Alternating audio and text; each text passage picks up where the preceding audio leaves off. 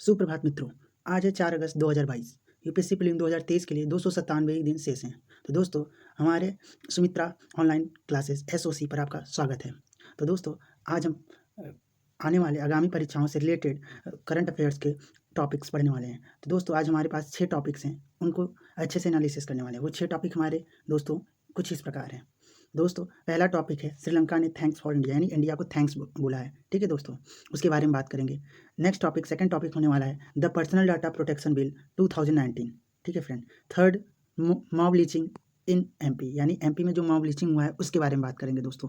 Fourth हम पढ़ने वाले हैं दोस्तों नेशनल हेराल्ड केस। ठीक है, नेशनल हेराल्ड केस के बारे में अच्छे से विस्तृत चर्चा करने वाले फ्रेंड। वहीं फिफ्थ हमारा है दोस्तों 10th new Ramsar site in India, यानी 10 रामसर साइट को इंडिया के साइटों को दोस्तों रामसर लिस्ट में शामिल किया गया। और लास्ट डेली की तरह दोस्तों, जैसे कि कॉमनवेल्थ गेम चल रहा है दोस्तों, तो हमारा लास्ट टॉपिक है छठे दिन, यानी कॉमनवेल्थ गेम्स में इंडिया का क्या स्थिति है उसके बारे में चर्चा करते हैं फ्रेंड। तो चलते हैं हम अपने पहले टॉपिक की ओर दोस्तों, श्रीलंका थैंक्स फॉर इंडिया की ओर। तो दोस्तों बता दें, जो श्रीलंका के प्रेसिडेंट हैं उन्होंने भारत का शुक्रिया अदा किया है।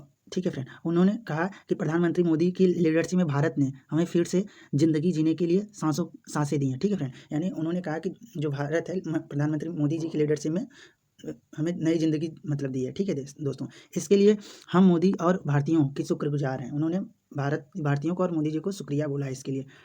ठीक है, आगे चलते हैं। तो इस टाइम दोस्तों जो श्रीलंका है वो मुश्किलों का सामना कर रहा है। वहाँ पर इकोनॉमिक क्राइसिस है, फूड क्राइसिस है, बहुत सारी प्रॉब्लम्स फेस कर रहा है। तो दोस्तों इसी के लिए मतलब भारत ने उसे जो हेल्प किया था उसी के बदले उसने थैंक्स बोला इंडिया को। ठीक है फ्रेंड। बताते चले $4 अरब की मदद अभी तक भारत कर चुका है, यानी श्रीलंका का मदद दोस्तों हेल्प भारत $4 अरब कर चुका है। ठीक है दोस्तों, $4 अरब रुपये का कर चुका है। वहीं साल जनवरी में हम आपको बताते चले जो भारत सरकार है वो श्रीलंका के लिए $4 अरब की मदद की थी दोस्तों। इसमें फ्यूल कैश रिजर्व फंड और आइटम शामिल था। ठीक है फ्रेंड, यानी जो ये मदद थी उसमें फ्यूल और कैश रिजर्व था और फूड आइटम्स शामिल थे। आंकड़ों के मुताबिक बता दें दोस्तों, जो 6 महीने हैं उसमें 6 महीनों में मतलब बीते 6 महीनों में जो श्रीलंका के लिए जो भी जरूरी चीज़ें थी उसमें भारत सरकार ने मतलब श्रीलंकाई सरकार ने $5 अरब की दरकरार की थी, भारत से मतलब मांग की थी। बट 2 करोड़ 20 लाख की आबादी वाले इस देश की हालत धीरे धीरे मतलब कि सुधर रही है। ठीक है, अमन की तरफ बढ़ भी रही है दोस्तों। भारत से उसने $5 अरब की मांग की थी। ठीक है फ्रेंड, बट भारत ने उसे $4 अरब की हेल्प की थी, ऑलरेडी की है। ठीक है फ्रेंड। और अब जो उसकी स्थिति है श्रीलंका की, वो 2 करोड़ 20 लाख वहाँ की आबादी है। उनकी आबादी में मतलब कि वहाँ पर अमन चैन बढ़ रहा है। ठीक है फ्रेंड, वहाँ की जनता में।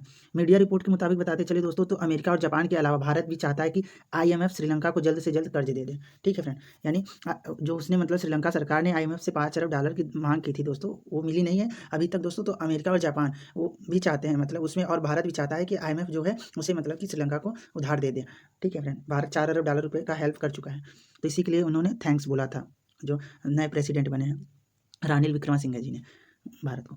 आगे चलें दोस्तों, तो पूर्व राष्ट्रपति का उन्होंने बचाव किया। मतलब जो रानिल विक्रमसिंघे जी हैं उन्होंने पूर्व राष्ट्रपति जो प्रेसिडेंट थे श्रीलंका के गोटाबाया राजपक्षे, उनका भी क्या किया है दोस्तों, बचाव किया है। ठीक है, पिछले हफ्ते बता दें दोस्तों, जो विक्रमासिंघे जी हैं पूर्व राष्ट्रपति गोटाबाया राजपक्षे का बचाव किया था। विक्रमासिंघे ने कहा था कि उन्होंने कहा कि मुल्क में अभी भी हालात ऐसे नहीं है कि गोटाबाया लौटें ना। तो दोस्तों पूर्व राष्ट्रपति अगर श्रीलंका लौटते हैं तो यह तय है कि विरोध प्रदर्शन एक बार फिर बढ़ जाएगा, मुल्क में फिर लपटें उठ सकती हैं। उन्होंने ये भी बताया था दोस्तों कि जो मुल्क के हालात अभी भी सही नहीं है, अगर गोटाबाया राजपक्षे अगर श्रीलंका लौटते हैं तो हो सकता है फिर से वही हालात फिर से मतलब कि उफान पकड़ ले। ठीक है फ्रेंड, अप्रैल में गोटाबाया के खिलाफ अलग अलग शहरों में लाखों लोगों ने दोस्तों बता दें कि धरना प्रदर्शन किए थे। ठीक है, और उनके भाई जो पूर्व प्रधानमंत्री थे महिंद्रा राजपक्षे देश छोड़कर वो मतलब कि 13 जुलाई को चले गए थे। और गोटाबाया भी जो है कोलंबो के मालदीव रास्ते सिंगापुर भी भाग गए 13 जुलाई को। ठीक है फ्रेंड, वहाँ पर की श्रीलंका के जो प्रदर्शनकारी हैं उनके 5 मांगों को देख लेते हैं दोस्तों। तो नया संविधान बनाए जाने के लिए मतलब वहाँ पर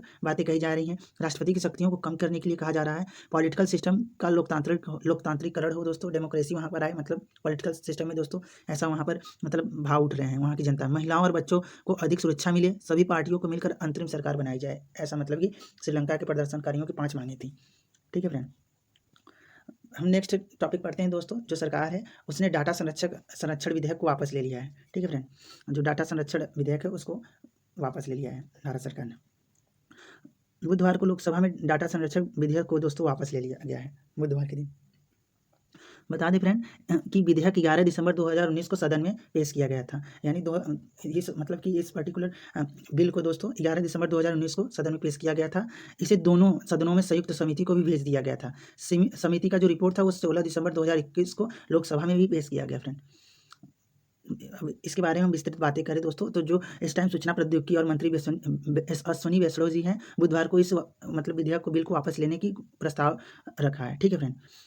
डेटा संरक्षण विधेयक में लोगों के व्यक्तिगत आंकड़ों के इस्तेमाल एवं प्रवाह को वर्गीकृत करने के अलावा निजी डेटा का प्रसंस्करण के बारे में भी व्यक्तिगत अधिकारों के संरक्षण के भी प्रस्ताव रखे गए थे। इसके अलावा डेटा प्रसंस्करण वाली इकाइयों की जवाबदेही तय करने और अनधिकृत इस्तेमाल की स्थिति में बचाव के कदमों का भी उल्लेख इस मतलब कि पर्टिकुलर बिल में किया गया था फ्रेंड। डेटा संरक्षण जो विधेयक है, सरकार को अपनी जांच एजेंसियों के अधिनियम के प्रावधानों के कुछ खास रियायतों देने की बात भी करती है। ठीक है फ्रेंड। इसके विपक्षी दल जो है दोस्तों, वो इसका विरोध भी कर रहे थे, उन्होंने असहमति भी जताई थी। अब डेटा संरक्षण विधेयक है, उसके बारे में पढ़ लेते हैं दोस्तों, वो क्या है इसके बारे में आपको बताते चले। दिसंबर 2019 में एक समिति की गठन की गई थी। इस समिति ने दोस्तों ट्विटर, फेसबुक, गूगल और ई-कॉमर्स कंपनी अमेजॉन के प्रतिनिधियों को तलब किया था। ठीक है। अब मसौदा जो डाटा संरक्षण विधेयक है, लोगों को स्पष्ट सहमति के बिना उनकी व्यक्तिगत जानकारी का उपयोग पर प्रतिबंध लगाने का प्रस्ताव भी रखा था। यानी जो गूगल है, ई-कॉमर्स कंपनी है, अमेजॉन है, जो ये कंपनियां हैं दोस्तों, लोगों के निजी डाटा को शेयर करती हैं, दूसरी बड़ी बड़ी कंपनियों को शेयर करती हैं। तो इन सब चीज़ों पर भारत सरकार ने एक प्रस्ताव लाया था दिसंबर 2019 में कि दोस्तों इस पर्टिकुलर जो ये कंपनियां करती हैं, ये ना करें, किसी के मतलब पर्सनल डाटा को दूसरे से शेयर ना करें। ठीक है, अपने प्रॉफिट के लिए। इसका उद्देश्य ये था दोस्तों कि जो व्यक्तिगत जानकारी की रक्षा करना, यानी इस प्रस्ताव का उद्देश्य यही था कि जो व्यक्तिगत जानकारी है उसका रक्षा करना था और डेटा प्रोसेसर के दायित्वों को परिभाषित भी करना था। व्यक्तियों के अधिकारों को भी परिभाषित करना और उल्लंघनों के लिए दंड का प्रावधान भी करना था। यानी जो ये पर्टिकुलर बिल आया था दोस्तों, उसके तहत अगर कोई भी कंपनी, बड़ी कंपनी, ई-कॉमर्स कंपनी या फिर जैसे कि गूगल हो गया, फेसबुक हो गया, अमेजॉन दोस्तों, अगर ये किसी मतलब कि व्यक्ति के अनजान, मतलब अगर कोई व्यक्ति है उसके बिना बताए या उसके डेटा को, किसी दूसरे के डेटा को शेयर करती हैं ये कंपनियां, तो उन पर प्रतिबंध भी लगाया जाएगा। इस पर्टिकुलर बिल में ऐसा कहा गया था, जो दिसंबर 2019 में मतलब कि लाया गया था। आगामी शीतकालीन सत्र की डेटा संरक्षण विधेयक को पेश किया गया था। जो आने वाले शीतकालीन था दोस्तों, उसमें डेटा को मतलब कि प्रस्तुत किया गया था। डेटा सुरक्षा जो बिल था, कहा जा रहा है कि मतलब कि इसे मतलब कि जो शीतकाल में ये डेटा संरक्षण विधेयक था, इसे डेटा सुरक्षा बिल भी कहा जा रहा था। यानी डेटा की सुरक्षा के लिए प्रोटेक्ट कर रहा था। जैसा कि मैंने आपको बताया कि जो ई-कॉमर्स कंपनियां हैं, बड़ी बड़ी कंपनियों को दोस्तों लोगों के डेटा को शेयर करती हैं, ठीक है, दे देती हैं उनके हाथों में। तो इसके लिए मतलब ये पर्टिकुलर बिल आया था कि अगर डेटा दे भी रही हैं तो उस पर्टिकुलर इंसान को पता होना चाहिए कि उनका डेटा कहाँ जा रहा है। ठीक है, उनको बिना बताए उनके डेटा को कहीं दूसरी जगह ट्रांसफर या स्थानांतरण नहीं किया जा सकता। तो इस पूरे बिल में जैसा कि मैंने बताया, ये सब पूरी प्रावधान थी। अगर ऐसा पाया भी जाता है तो इन ई-कॉमर्स कंपनियों को प्रतिबंधित भी किया जाएगा और जुर्माना भी लगाया जा सकता था इस पर्टिकुलर बिल के अंतर्गत। बट इसीलिए दोस्तों इस बिल को डेटा सुरक्षा बिल भी कहा जा रहा था, क्योंकि इसमें राष्ट्रीय सुरक्षा, संप्रभुता, देश की अखंडता जैसे मुद्दे भी शामिल थे। ठीक है फ्रेंड। यानी इस पर्टिकुलर बिल में देश की राष्ट्रीय सुरक्षा, संप्रभुता जैसे ये मुद्दे भी इसमें शामिल थे। आपको बताते चले दोस्तों, इस विधेयक को इलेक्ट्रॉनिक्स और सूचना प्रौद्योगिकी मंत्री रविशंकर प्रसाद ने 2019 में ही लोकसभा में पेश किया था, लेकिन सांसदों के अनुरोधों के बाद इस संयुक्त संसदीय समिति की समीक्षा में भेज दिया गया। यानी सांसदों ने एक अनुरोध किया दोस्तों, और इसे मतलब संसदीय समिति की समीक्षा के लिए भेज दिया गया था। और इसे कौन पेश किया था दोस्तों? तो 2019 में लोकसभा में इसे पेश किया गया था। ठीक है फ्रेंड। और मंत्री रविशंकर जी जो थे, वो इलेक्ट्रॉनिक और सूचना प्रौद्योगिकी मंत्री थे। आपको बताते चले फ्रेंड कि इस विधेयक के कई खंडों को लेकर असहमति भी जताई गई थी, जिसमें विधेयक के खंड 12 भी शामिल थे। यानी जो विधेयक का खंड 12 था, उसमें असहमति भी सांसदों द्वारा जताई गई थी, जो सरकार की व्यापक शक्तियों को प्रदान भी करता था। यानी जो सरकार है उसकी व्यापक शक्ति प्रदान करता था। ठीक है, सरकार को यह राज्य के कई आधारों पर किसी व्यक्ति की सहमति के बिना उसकी डाटा तक पहुँचने की अनुमति भी देता था। यानी जो खंड 12 है दोस्तों, वो किसी भी व्यक्ति के डाटा तक पहुँचने के लिए, मतलब कि उसकी अनुमति के बिना डाटा तक पहुँचने के लिए, उससे पर्सनल डाटा को जानकारी हासिल करने के लिए भी इसमें खंड 12 में कहा गया था। बट इसी का विरोध, मतलब कि दोस्तों वो जो सांसद थे पार्लियामेंट में जो थे, वो इसका विरोध कर रहे थे। इसलिए इस धारा को हटाने के भी मतलब कहा जा रहा था इस पर्टिकुलर बिल में। व्यक्तिगत डेटा संरक्षण विधेयक पर गठित संयुक्त जो समिति थी दोस्तों, वो सोमवार को मतलब इसकी हुई थी बैठक। ठीक है, रिपोर्ट में स्वीकार कर लिया गया था, लेकिन कुछ विपक्षी सांसदों ने इसको मतलब कि दोस्तों अस्वीकार किया था। ठीक है, जो समिति बनाई गई थी, समिति ने तो इसे स्वीकार कर लिया था, लेकिन जो मतलब विपक्ष में बैठे हुए सांसद लोग थे, उन्होंने मतलब इसका विरोध भी किया था। आपको बताते चलो, जो सूचना प्रौद्योगिकी मंत्री अश्विनी वैष्णव ने कहा कि सरकार ने देश के नागरिकों एवं निवासियों की निजता की सुरक्षित रखने के लिए बेहद प्रतिबद्ध है। पहले आधार संख्या को लेकर भी निजता से जुड़ी चिंताएं जताई गई थी, लेकिन उनका समाधान भी किया गया था। डेटा संरक्षण विधेयक की निजता पर संबंधी कानूनों को ढांचा की और मजबूती भी मिलेगी, उन्होंने ऐसा कहा। ठीक। अब डेटा और उसका जो महत्व है उसके बारे में बात कर लेते हैं दोस्तों। सामान्य बोलचाल में दोस्तों, जो सामान्य बोलचाल है दोस्तों, उसमें डेटा जैसे मैसेज हो गया, सोशल मीडिया पे पोस्ट हो गए, ऑनलाइन ट्रांसफर और जो मतलब कि सर्च हिस्ट्री हो गए, इन्हीं को डेटा शब्द का उपयोग किया जाता है। इन्हीं सब के लिए डेटा शब्द का सामान्य बोलचाल में दोस्तों यूज़ किया जाता है। ठीक है, तकनीकी रूप से डेटा को किसी ऐसी जानकारी के समूह के रूप में परिभाषित किया जाता है दोस्तों, जिसे कंप्यूटर आसानी से पढ़ सकता है। यानी जनरल रूप में दोस्तों, जो कंप्यूटर मतलब जिसे रीड कर सकता है, जिस चीज़ को, इन्फॉर्मेशन को, उसी को क्या कहा गया है दोस्तों? डाटा। लेकिन डाटा दोस्तों किस फॉर्म में होती है? डाटा देखिए दोस्तों, आपको बताते चलिए, जो डाटा है दोस्तों वो क्वांटिटीज़ के फॉर्म में हो सकती है, नंबर्स के फॉर्म में हो सकती है, फैक्ट्स के फॉर्म में हो सकती है, ऑब्जर्वेशन, मेजरमेंट, ग्राफ्स, इन्फॉर्मेशन, ये सब चीज़ें ये डाटा है। ठीक है फ्रेंड, तो इन सब के फॉर्म में हो सकती है डाटा। ठीक है फ्रेंड, वहीं आपको बताते चलें कि ये जो डाटा है कंप्यूटर है, ये मतलब इसे बाइनरी नंबर में 1 और 0 के रूप में मतलब कि डाटा को क्या करता है, रीड करता है दोस्तों, जो कंप्यूटर है। ठीक है, आपको बताते चले जो दोस्तों इस टाइम डेटा संग्रहण संबंधी जो मौजूदा नियम है वो आपको बताते चले, तो भारतीय अनुबंध नियम है दोस्तों 1872 और सूचना प्रौद्योगिकी अधिनियम 2000 भी है। ठीक है फ्रेंड, यानी 2 अधिनियम है दोस्तों, सूचना प्रौद्योगिकी अधिनियम 2000, भारतीय अनुबंध नियम 1872, ये डेटा संग्रहण से संबंधित नियम है इस टाइम। वहीं आपको बताते चले जो सूचना प्रौद्योगिकी अधिनियम 2000 है, उसके तहत दोस्तों जो व्यक्तिगत डेटा है उसको गलत तरीके से कहीं पर प्रकट नहीं किया जा सकता, उसका मिसयूज़ नहीं किया जा सकता किसी के द्वारा। ठीक है दोस्तों, अब आपको इसके बारे में लाभ बता दें दोस्तों, इसके लाभ के बारे में बताते चले। जो डेटा स्थानीयकरण से किसी मामले की जांच के दौरान कानूनी परिवर्तन और एजेंसियों के लिए आसानी से डेटा की पहुंच सुनिश्चित की जा सकेगी, जिससे इंटरनेट से जुड़े अपराधों को रोकने का भी सहायता मिलेगा। यानी इसका जो इस पर्टिकुलर बिल था उसका लाभ यही था दोस्तों कि जिससे मतलब कि जो कंपनियां हैं डेटा को शेयर करती हैं, तो उन तक मतलब कि जो इंटरनेट मतलब का क्राइम होते हैं दोस्तों, सर्वर क्राइम होती है, उससे भी मतलब निजात मिलेगी दोस्तों, उसको कैच करने में भी हेल्प मिलेगी। ठीक है, और भारत की जैसी कंपनियां हैं दोस्तों, वो अर्थ मतलब कि नेटवर्क से संबंधित कंपनियां, डेटा से संबंधित कंपनियां हैं, उनको मतलब कि इकोनॉमिक उनका बढ़ेगा दोस्तों, इससे मतलब रिलेटेड इसमें बातें कही गई थी, लाभ फायदे के बारे में बातें कही गई थी। ठीक है, और स्थानीय जो इंटरनेट है दोस्तों, जैसे गाँव में इंटरनेट की सुविधाएं उतना अच्छी नहीं है, तो इसमें मतलब ये भी बातें कही गई थी, वहाँ तक नेटवर्क भी पहुँचाने की बातें इस पर्टिकुलर बिल में अच्छे से की गई थी। ठीक है, और कंपनियां उस पर बेहतर निगरानी भी कर सकेंगी, इसके बारे में ये बताया गया था। चुनौतियों के बारे में बता दें तो सामाजिक कार्यकर्ताओं समूहों ने इस विधेयक के तहत सरकार के नागरिकों के डेटा के संदर्भ में दी गई छूट और आलोचना भी की है दोस्तों। यानी जो सरकार है उसमें मतलब कि नागरिकों के द्वारा जो डेटा के संदर्भ में छूटें दी गई हैं उसका आलोचना भी लोगों ने किया है। ठीक है, वहीं श्री कृष्ण समिति द्वारा तैयार किए गए मसौदे में सभी प्रकार के व्यक्तिगत डेटा भी दोस्तों देश के अंदर हो ही सुरक्षित किए जाने पर भी बल दिया गया है, जबकि वर्तमान विधेयक में सिर्फ महत्वपूर्ण व्यक्तिगत डेटा के संदर्भ में इसकी अनिवार्यता निर्धारित की गई है। इससे पहले बता देते चलिए दोस्तों, जो न्यायमूर्ति वी.एन. श्रीकृष्ण की अध्यक्षता में उच्च स्तरीय समिति का भी गठन किया गया था 2018 में दोस्तों, डेटा संरक्षण के मसौदे को तैयार करने के लिए। ठीक है, तो जो मतलब समिति में कही गई थी पर्टिकुलर इस बिल से अलग था। ठीक, अब नेक्स्ट टॉपिक हमारा है दोस्तों मॉब लिंचिंग इन एमपी, यानी मॉब लिंचिंग एमपी में देखने को मिला है दोस्तों। तो सिवानी मालवा में दोस्तों गौवंश के परिवहन के शक में भीड़ ने पीट कर एक युवक को मार डाला। ठीक है फ्रेंड, ठीक, तो मध्य प्रदेश की यह न्यूज निकल कर आई दोस्तों कि मतलब कि एक सिवानी मालवा में एक गोवंश परिवहन में एक मतलब कि ड्राइवर था दोस्तों, वो मतलब कि शक में लोग मतलब भीड़ जो है दोस्तों वो शक की वजह से उसे मार डाली, उस परिवहन चालक को। ठीक है फ्रेंड, ऐसा न्यूज निकल कर आ रहा है। मध्य प्रदेश के नर्मदापुरम जिले के जो सिवानी मालवा में कथित तौर पर मॉब लिंचिंग हुई है दोस्तों, गोवंश परिवहन के शक में मतलब कि भड़की हुई भीड़ ने एक व्यक्ति को पीट कर मार डाला और 2 लोग इसमें घायल भी हुए हैं फ्रेंड। ठीक, हम बताते चले दोस्तों, तो आपको महाराष्ट्र की जो अमरावती यानी ये जो ट्रक है, एक ट्रक है वो दोस्तों महाराष्ट्र के अमरावती से गौवंश लेकर जा रही थी, और सिवानी जो मालवा है वहाँ पर आगे के गांव के पास 10 से 15 लोगों ने रात करीब 1 बजे दोस्तों ट्रक को रुकवाया और उसमें सवार 3 लोगों को भी मारा, जिसमें से 1 लोगों की जान भी चली गई दोस्तों और 2 लोग बुरी तरह घायल भी हुए हैं।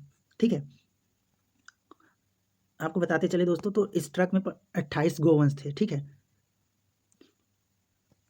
अब दोस्तों आपको इस पर्टिकुलर टॉपिक से मॉब लिंचिंग के बारे में बताते चले। तो मॉब लिंचिंग दोस्तों क्या होता है उसके बारे में आपको बताते चले। तो मॉब लिंचिंग से जुड़ा ये मामला है मध्य प्रदेश में दोस्तों। तो जब अनियंत्रित भीड़ यानी जो भीड़ होती है दोस्तों, जब अनियंत्रित हो जाती है किसी दोषी को उसके किए अपराध के लिए, कभी कभी मात्र अफवाहों के आधार पर ही बिना अपराध किए तत्काल सजा दी जाए अथवा उसे पीट कर मार डाला जाए, तो दोस्तों इसे क्या कहा जाता है, मॉब लिंचिंग। यानी मान लीजिए कोई भीड़ है दोस्तों, अगर भीड़ मतलब कि कई लोग मिलकर दोस्तों अगर किसी एक पर्सन को मतलब कि केवल शक के आधार पर पीट कर मार डाले दोस्तों, वही क्या कहलाता है, मॉब लिंचिंग कहलाता है। ठीक है, मॉब लिंचिंग।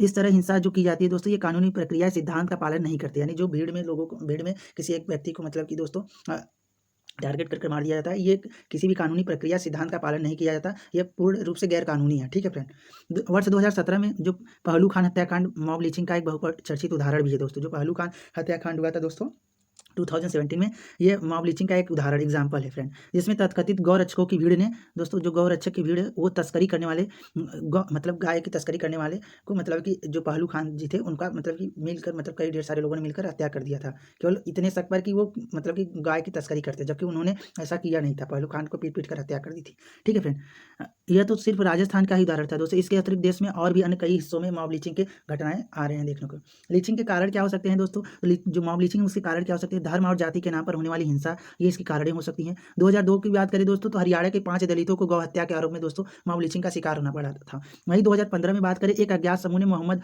अखलाक और उनके बेटे दानिश पर गाय की हत्या करने पर मांस का भंडारण करने के आरोप में दोस्तों पीट कर उनकी हत्या कर दी गई थी। ठीक है, संवैधानिक इसके प्रावधान की बातें करते चले दोस्तों, तो जो भारतीय दंड संहिता है आईपीसी, वो मतलब कि आईपीसी की जो धारा है, धारा 302 मतलब कि हत्या से रिलेटेड है, 303 हत्या के मतलब 307 दोस्तों हत्या के प्रयास से रिलेटेड है, 323 जानबूझकर घायल करना, और 147 और 148 दंगा फसाद कराना, और 149 दोस्तों आज्ञा के विरुद्ध इकट्ठे होना दोस्तों, और धारा जो 34 है, समान आशय की तरह ही इसे दोस्तों मतलब कि आईपीसी की धारा में ये प्रावधान है दोस्तों कि इन सब के अंतर्गत ये सब मैटर आते हैं, मैंने जो आपको बताया। वही भीड़ द्वारा किसी की हत्या किए जाने पर दोस्तों आईपीसी की धारा जो 302 और 149 है, उसको मिलाकर पढ़ा जाता है। ठीक है दोस्तों, अगर भीड़ द्वारा मॉब लिंचिंग होती है, अगर कोई हत्या होती है, तो 302 धारा जो आईपीसी की और 149 है, उसे मिलाकर पढ़ा जाता है। इस तरह भीड़ द्वारा किसी की हत्या का प्रयास करने पर धारा 307 और 149 को मिलाकर पढ़ा जाता है दोस्तों। इसी के तहत कार्रवाई भी आगे बढ़ती है। ठीक है, मॉब लिंचिंग के प्रभावों की बात करें दोस्तों, तो ये निहित मूल्यों के मतलब जो भारत का मूल्य है दोस्तों, नैतिक मूल्य है, उससे क्या है, उसके विरुद्ध है ये।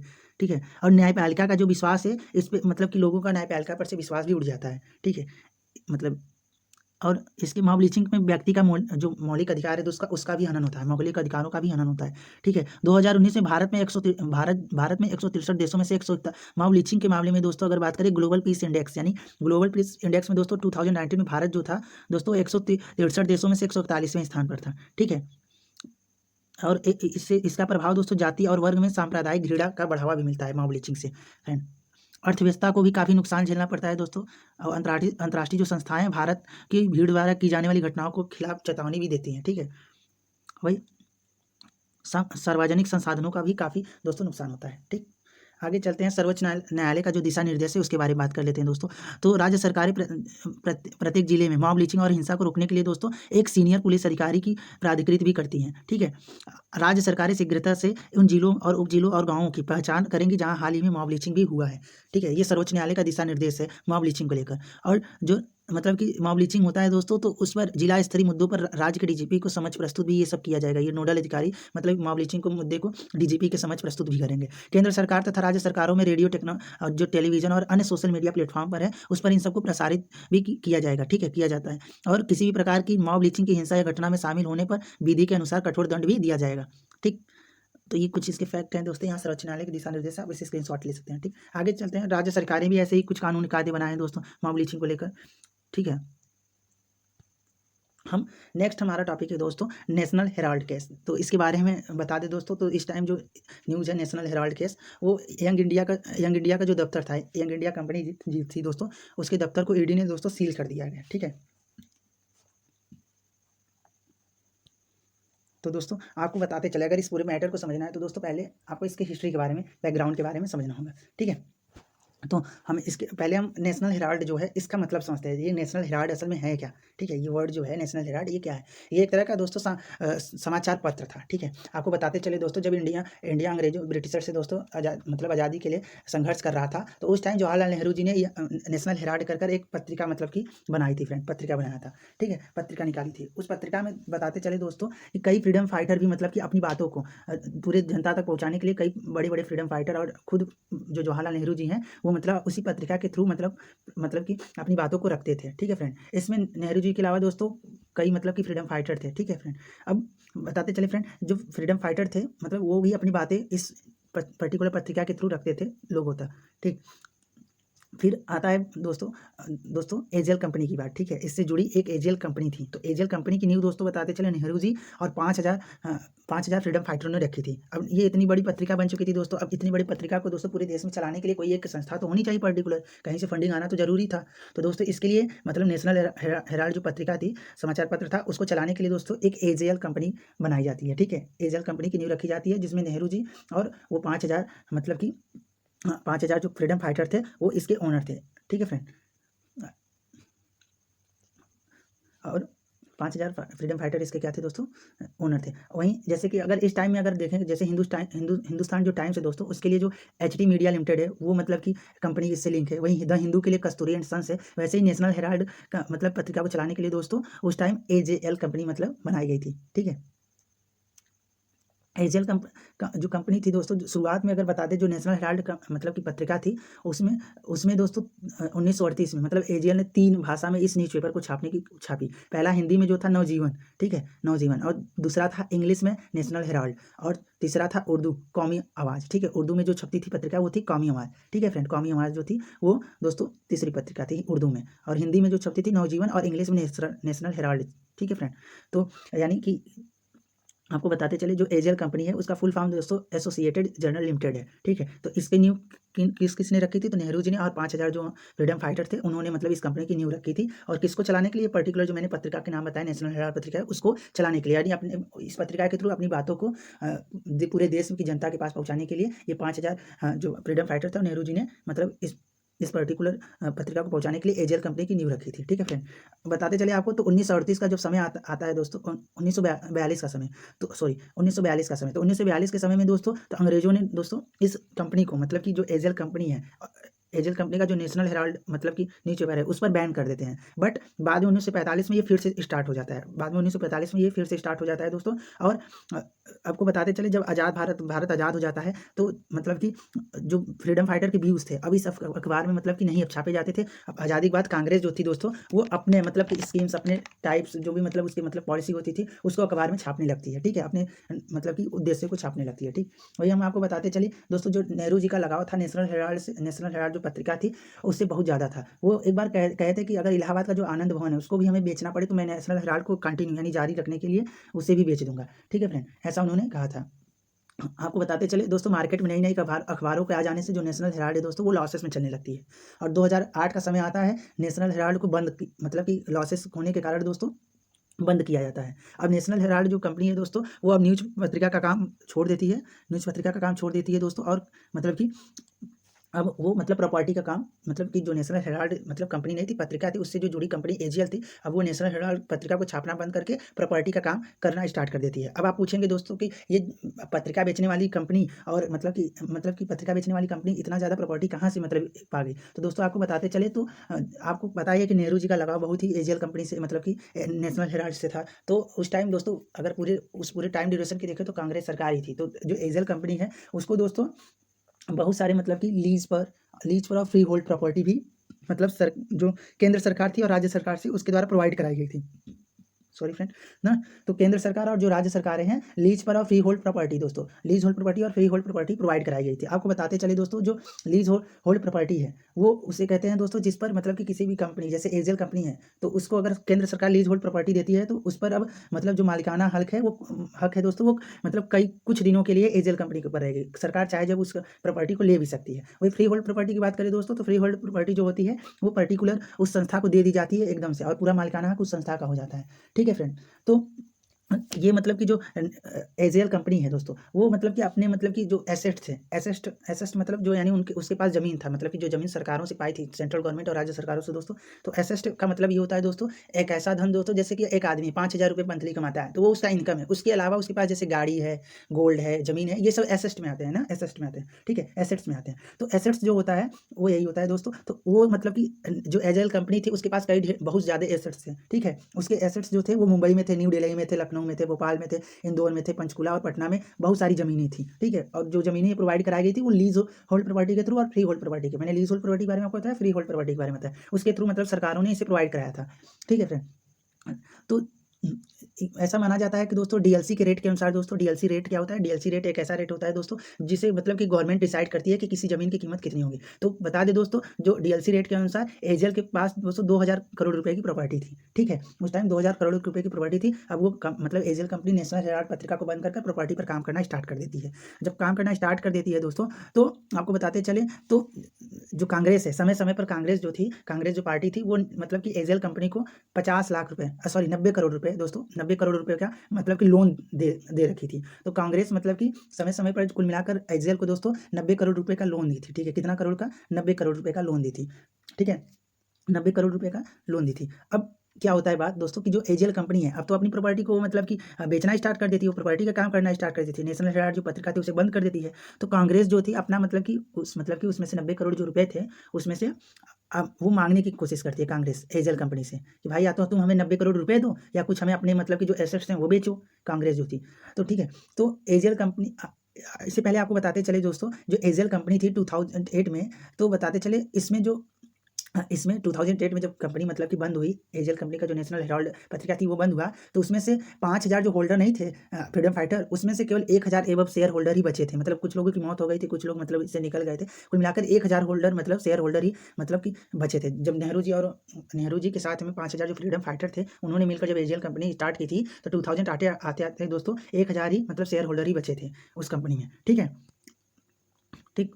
तो आपको आगे बताते चले, उसमें से अगर बात करें इस टाइम जो शेयर की बात करें दोस्तों, तो इस टाइम 33 एजेल कंपनी में 33% दोस्तों जो है वो मतलब कि 33% जो मतलब शेयर है वो राहुल गांधी और प्रियंका गांधी के नाम है। वहीं 20% जो है ललित सूरी के नाम है और 5% बताया जाता है अमिताभ बच्चन के भी नाम है, अमिताभ बच्चन जी के नाम है। ठीक है, इतना मतलब शेयर अभी भी मतलब कि उसमें एजेल में बताया जाता है कि इतना शेयर इन लोगों का है। ठीक, वहीं कांग्रेस ने मतलब दोस्तों जो 90 करोड़ लोन दिया था, अब उसको कांग्रेस मांगती है, लेकिन कांग्रेस को एजेल कंपनी पैसे नहीं देती। तो खुद ही कांग्रेस एक मतलब कि यंग इंडिया लिमिटेड कर कंपनी रजिस्टर करती है एजेल के 2010 में दोस्तों। यंग इंडिया कंपनी कर जो कांग्रेस है वो रजिस्टर करती है एजेल में। तो अब यंग इंडिया कंपनी को 50 लाख रुपए में मतलब ये स्टार्ट कर ये रजिस्टर कराती है एजेल में दोस्तों। 50 लाख जो कांग्रेस है वो 50 लाख रुपया देकर यंग इंडिया कंपनी उसमें एजेल में मतलब क्या कराती है, रजिस्टर कराती है। ठीक है, तो अब यंग इंडिया जो कांग्रेस है वो यंग इंडिया को काम दे देता है कि जो 90 करोड़ रुपए हैं वो तुम एजेल से मेरा निकालो। ठीक है, अगर आपको बताते चले दोस्तों, जो यंग इंडिया कंपनी है इसका उद्देश्य था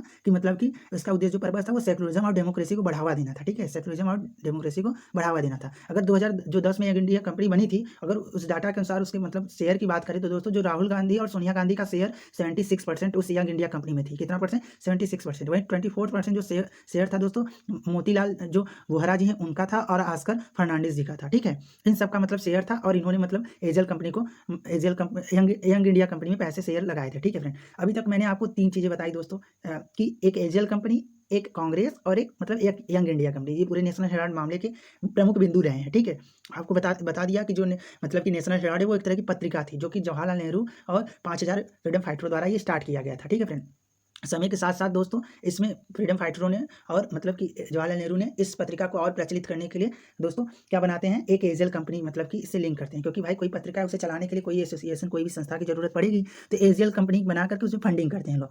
ठीक है, तो आगे जब मतलब मतलब कि डिजिटल क्रांति होती है दोस्तों, नए नए न्यूज़ चैनल आते हैं, तो जो एजेल कंपनी थी यानी नेशनल हेराल्ड पत्रिका था वो उस मतलब घाटे में चलने लगती है दोस्तों। और 2008 तक ऐसा आता है दोस्तों, उसे इतना लॉसेस हो जाता है कि उसे अपनी कंपनी पर्टिकुलर बंद करनी पड़ती है और अपना काम बिजनेस जो था मतलब कि जो वो प्राप्त की थी केंद्र सरकार और राज्य सरकारों द्वारा मतलब कि पैसे मतलब सॉरी असेस्ट, ठीक है, असेस्ट जो पाई थी यानी जमीनें पाई थी उनको, उन पर वो काम करना स्टार्ट कर देती है, उनको बेचना उनको खरीदना इस पर काम करना या शॉपिंग मॉल के लिए ये सब के लिए देना स्टार्ट कर देती है। तो पर्टिकुलर एजेल कंपनी को बचाने के लिए जैसा कि मैंने बताया था कि जवाहरलाल नेहरू ने कहा था कि नेशनल हेराल्ड बचाने के लिए वो कुछ भी करेंगे, तो ऐसे ही कर 90 करोड़ रुपए कांग्रेस ने दी थी, तो एजेल कंपनी वापस लौटा नहीं सकता, या तो वो लौटाए या तो अपने एसेट्स मतलब कुछ एसेट्स हैं जो कांग्रेस को दी, लेकिन ऐसा होता नहीं दोस्तों। तो कांग्रेस ने खुद ही यंग इंडिया लिमिटेड कर कंपनी का रजिस्टर करती है 50 लाख रुपए में दोस्तों। ठीक है, और जिसका 76% दोस्तों सोनिया और राहुल गांधी के पास उसका क्या रहता है, शेयर रहता है। ठीक है, वही 24% मैंने बताया मोतीलाल वोहरा जी का रहता है और आस्कर फर्नांडिस जी का रहता है। यहाँ तक की बातें हुई थी दोस्तों। ठीक है, अब ये मतलब पूरा मतलब गेम आप देखेंगे तो दोस्तों जो कांग्रेस से यंग इंडिया कंपनी है और एजेल, इसमें जो लोग बैठे हुए हैं वो कांग्रेस के ही हैं, कहीं ना कहीं कांग्रेस के ही लोग हैं, और यही लोग इधर से उधर मतलब प्रॉपर्टी को घुमा रहे हैं दोस्तों। ठीक है, इसमें आप कहीं ना कहीं आप देखेंगे। ठीक, आपको बताते चले कि जो सेक्शन 25 के तहत नॉन प्रॉफिटेबल कंपनी यानी यंग इंडिया जो कंपनी है यानी कांग्रेस इसे सेक्शन 25 के तहत नॉन प्रॉफिटेबल कंपनी बता करके खोलती है, जिसका केवल मतलब कि उद्देश्य ऑब्जेक्टिव जो होता है दोस्तों सेकुलरिज्म और डेमोक्रेसी को बढ़ावा देना रहता है। ठीक है, वो अपने किसी फायदे के लिए, जो नॉन प्रॉफिटेबल कंपनियां होती हैं दोस्तों वो किसी उद्देश्य के लिए काम करती हैं, वो अपने पर्सनल किसी काम के, जैसे कि कोई अनाथालय है तो दूसरों की भलाई के लिए मतलब कि वो खुली गई संस्था है, ना कि अपने फायदे के लिए। तो वैसे ही कांग्रेस मतलब कि यंग इंडिया कंपनी को लिंक करती है किससे, रजिस्टर करती है एजेएल में। ठीक है फ्रेंड, अब जो यंग इंडिया कंपनी का काम होता है दोस्तों वो क्या होता है, एजेएल से 90 करोड़ रुपए निकाले। ठीक है, तो इतना तब चलता रहता है देश में दोस्तों, इस पर नज़र किसी का नहीं जाता, और नज़र तब जाता है दोस्तों, आपको बताते चले कि जो यंग इंडिया मतलब कि इस पर नज़र दोस्तों 2012 में मतलब सुब्रमण्यम स्वामी जी जो थे वो केस करते हैं, जो इसमें सुब्रमण्यम स्वामी जी हैं वो इसमें बीजेपी में है। आपको बताते चले दोस्तों 2012 में ये मतलब स्वामी जी मतलब कि बीजेपी में नहीं थे। आप अगर ऐसा सोच रहे होंगे कि बीजेपी के हैं इसलिए आज कांग्रेस को ये इसको कर रहे हैं, दोस्तों ऐसा नहीं है। 2012 में ये बीजेपी में भी नहीं शामिल थे, इन्होंने तब ये केस किया था और 2013 में इन्होंने बीजेपी ज्वाइन किया है। ठीक है फ्रेंड, ये तब का केस है। ठीक, तो उन्होंने आरोप लगाया था यंग इंडिया कंपनी पर, जो आरोप लगाए थे उन्होंने ये आरोप लगाए थे कि मतलब कि जो यंग इंडिया कंपनी है, एजेएल है और कांग्रेस, ये तीनों लोग मिलकर देश की जो मतलब प्रॉपर्टी है उनको इधर उधर मतलब कि कर रही हैं, मनी लॉन्ड्रिंग कर रही हैं, मतलब पैसे कमा रही हैं। ठीक है दोस्तों, अपने फायदे के लिए, निजी फायदे के लिए कर रही हैं। और ये जो तीनों संस्थाएं हैं वो एक ही हैं, एजेएल हो चाहे यंग इंडिया कंपनी हो और चाहे कांग्रेस हो। ठीक है, ऐसा उन्होंने आरोप लगाया। और दूसरी बात उन्होंने ये कही कि जो कोई भी राजनीतिक पार्टी, जैसे कांग्रेस एक राजनीतिक पार्टी है ना, वो किसी कमर्शियल पर्पज के लिए किसी कंपनी को लोन नहीं दे सकती। ठीक है, जबकि उन्होंने मतलब कि जो कांग्रेस है उन्होंने मतलब कि 90 करोड़ रुपए क्या कही थी, लोन दिया था। लेकिन ये 90 करोड़ रुपए का कहीं मेंशन नहीं किया गया है दोस्तों, एजेएल कंपनी के किसी भी पत्रिकाओं में कहीं भी मतलब ये नहीं किया गया है। तो मतलब इन्होंने ऐसा इसमें अपने आरोप लगाए हैं। ठीक है, कि उन्होंने मतलब कि एजेएल कंपनी को पैसे दिए अपने कमर्शियल प्रॉफिट के लिए। उन्होंने ये बताया कि जो रिप्रेजेंटेटिव ऑफ पीपल एक्ट है 1951 और सेक्शन 30A और इनकम टैक्स एक्ट जो 961 है, इसके हिसाब से ये सब जो काम किया गया कांग्रेस के द्वारा और तीनों के द्वारा मिलीभगत की वजह से ये इलीगल है। ठीक है फ्रेंड, ये इलीगल है, उन्होंने ये बताया। ठीक, यानी उनका आरोप सीधा था कि ये जो तीनों मतलब संस्थाएं, चाहे एजेएल हो ना, नेशनल हेराल्ड हो, यंग इंडिया कंपनी हो सॉरी फ्रेंड, और कांग्रेस, ये सब मिलकर मतलब देश की प्रॉपर्टी को इधर उधर घुमा रही हैं और इलीगल तरीके से दोस्तों पैसे इकट्ठा कर रही हैं और कमा रही हैं। ठीक है, ऐसा उन्होंने आरोप लगाया था। ये सब पूरा मतलब कि ये पूरी कहानी थी दोस्तों। वही इस टाइम का जो प्रेजेंट में दोस्तों मतलब कि चल रहा है जो न्यूज़ है, आपको बताते चलिए, प्रवर्तन निदेशालय ईडी है वो बड़ी कार्रवाई कर रहा है दोस्तों। ठीक है, ईडी भी मतलब इसके पीछे पड़ गया है नेशनल हेराल्ड मैटर पे दोस्तों। जो नेशनल हेराल्ड हाउस था ना, इसको सील कर दिया गया है। नेशनल हेराल्ड के पास स्थित एक यंग इंडिया की जो ऑफिस थी उसको दोस्तों सील कर दिया गया है। ठीक है, और ऑफिस की तलाशी भी ली जा रही है। ठीक, यही मैंने बताया दोस्तों कि मनी लॉन्ड्रिंग की मतलब शिकायत जांच भी हो रही है इन सब चीज़ों पर। वही सब चीज़ें हैं दोस्तों, उसी को लेकर दोस्तों ये न्यूज़ है। और जो चीज़ें बताई पूरा वही कहानी है दोस्तों, आप स्क्रीनशॉट ले सकते हैं। ठीक, हम नेक्स्ट हमारा टॉपिक है दोस्तों, इंडिया मतलब जो रामसर साइट्स हैं दोस्तों, इंडिया के 10 और वेटलैंड्स मतलब शामिल किए गए हैं। अच्छा दोस्तों, एक वीडियो मैंने लास्ट टाइम बनाई थी दोस्तों 5 और इससे पहले 5 और वेटलैंड को रामसर साइटों में शामिल किया गया था दोस्तों। तो अब कुल मिलाकर मतलब देश की कितने साइटों को दोस्तों रामसर साइट में मतलब शामिल किया गया, वेटलैंड साइटों को दोस्तों शामिल किया गया, अब ये बताइए, आप आंसर में दीजिए। ठीक है, अब हम आपको बताते चले 10 और मतलब जो वेटलैंड साइट हैं दोस्तों रामसर साइट में शामिल किए गए। आपको बताते चले फ्रेंड, जो कि वेटलैंड साइटें हैं, रामसर कन्वेंशन है दोस्तों। ये रामसर कन्वेंशन जो है ये दोस्तों आपको बताया साइन मतलब हुआ था ईरान ने 1971 में, और इंडिया जो है 1 फरवरी 1982 में साइन किया गया था। ठीक है, वहीं हम आपको बताते चले दोस्तों, जो तमिलनाडु है वहाँ से एक, गोवा और कर्नाटक, तमिलनाडु आपको बताते चले दोस्तों, जो 10 न्यू साइट्स हैं दोस्तों उसमें से 6 जो हैं, 6 तमिलनाडु में है, एक गोवा में और कर्नाटक में और एक मध्य प्रदेश और एक उड़ीसा में। जो 6 साइटें हैं दोस्तों तमिलनाडु से ली गई हैं, एक गोवा से, एक कर्नाटक से, एक मध्य प्रदेश और एक उड़ीसा से ली गई हैं। ठीक है फ्रेंड, और कुल मिलाकर इंडिया में अब दोस्तों रामसर साइटें कितनी हो गई, 64 हो गई हैं। ठीक है, कितनी हो गई हैं, 64 रामसर साइटें हो गई हैं। और टोटल एरिया की बात करें दोस्तों 12,50,361 एरिया में रामसर साइटें फैल चुकी हैं पूरे विश्व भर में। ठीक है, आपको ये पर्टिकुलर वीडियो आप देखिए दोस्तों, आप देख सकते हैं इस वीडियो में,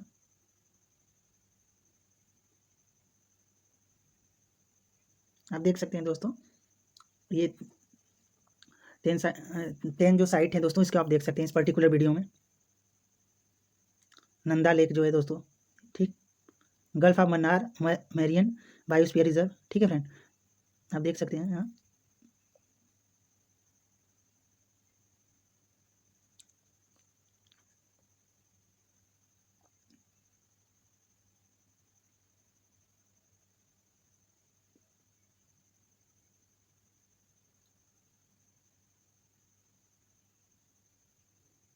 ओके फ्रेंड, आप देख लीजिए वीडियो में पर्टिकुलर 10 जो रामसर साइट थे उसको आप देख लिए। तो आपको बताते चले तमिलनाडु के जो दोस्तों 6 और एक गोवा, एक कर्नाटक, एक मध्य प्रदेश के मतलब कि इनको रामसर साइटों में डाला गया है। ठीक है फ्रेंड,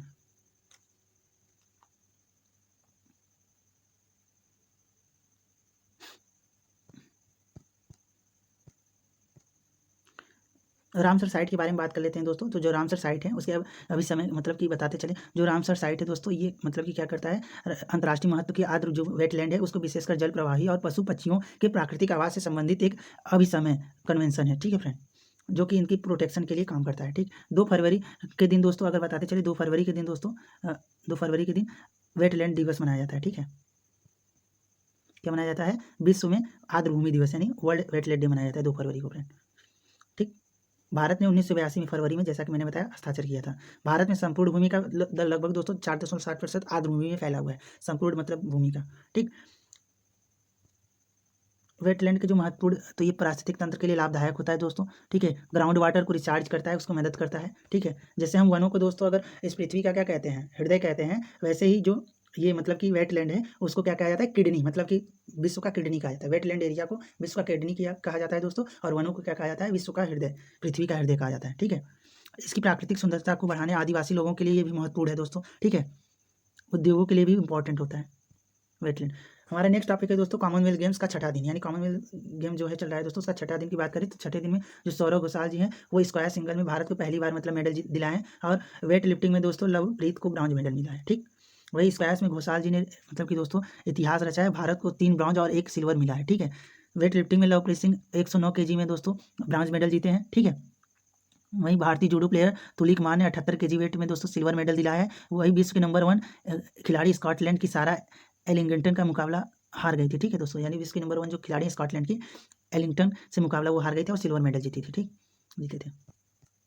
वही गुरदीप सिंह ने दोस्तों ब्रॉन्ज मेडल जीता है, और सौरभ घोषाल ने दोस्तों बताते चले इतिहास रचा है। ठीक है, पहली बार ऐसा हुआ है कि स्क्वैश बॉल में कोई मेडल सिंगल इवेंट में दोस्तों इंडिया को मिला है। ठीक है, वही आपको बताते चले जो निकहत जरीन है उनको भी मेडल पक्का हो चुका है दोस्तों 50 kg वेट में कैटेगरी में। ठीक, हेलन जोन्स को उन्होंने 5-0 से हराया। वहीं पुरुष हॉकी टीम की बात करें, कनाडा को 8-0 से हराया है दोस्तों भारत ने। ठीक है, वहीं महिला टीम ने भी कनाडा को 3-1 से हराया है दोस्तों। ठीक, हाँ, ये पर्टिकुलर देख सकते हैं बॉक्सर हसामुद्दीन को। ठीक है फ्रेंड, उन्होंने अपने मेडल पक्के किए हैं। ठीक है, वो भी सेमीफाइनल में पहुंचे हैं। महिला बॉक्सिंग में जो नीतू सिंह जी हैं वो सेमीफाइनल में पहुंच गई हैं। इसके साथ ही उन्होंने कम से कम ब्रॉन्ज मेडल का पदक भी पक्का कर लिया है। उन्हें क्वार्टर फाइनल के मैच में उत्तरी आयरलैंड के निकोलो क्लार्ट को हराया। वहीं मोहम्मद हासमुद्दीन ने भी बॉक्सिंग में एक मेडल पक्का कर लिया है दोस्तों। ठीक है, ये देखिए लवलीत जी हैं, इनको देख सकते हैं, लवप्रीत जी हैं। अब इस टाइम कंडीशन देख लें दोस्तों, तो जो ऑस्ट्रेलिया है दोस्तों वो 43 में से 43 जो है गोल्ड मेडल और 36 सिल्वर मेडल, 38 दोस्तों से है ब्रॉन्ज मेडल, और 117 उसके टोटल मेडल है। वही भारत की बात करें 7वें पोजीशन पे है दोस्तों। ठीक है, भारत किस पोजीशन में? 7 पर है। 5 उसके दोस्तों क्या है गोल्ड मेडल इंडिया के, और 6 क्या है सिल्वर, और 6 क्या है इंडिया के ब्रॉन्ज, और कुल मिलाकर 17 मेडल जीता है। ठीक, तो ठीक है दोस्त, आज के लिए इतना ही। Thanks for watching.